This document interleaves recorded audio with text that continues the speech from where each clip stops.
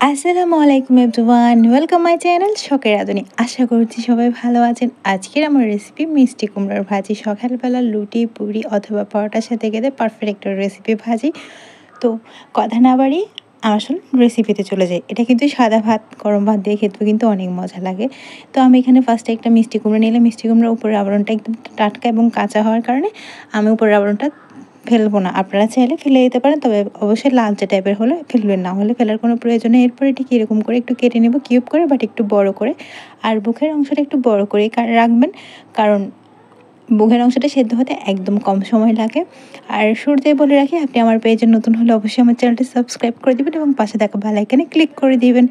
একটা ফ্রাই প্যানে দিয়ে দিলাম সরিষার তেল। সরিষার তেল দিয়ে এই ভাজিটা করলে আমার কাছে অনেক মজা লাগে।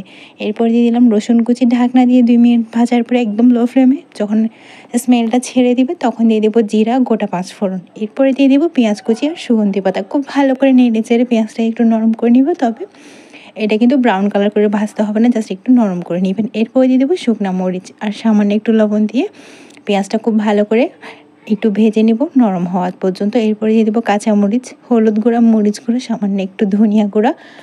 এরপর আর কিছুই যাবে না।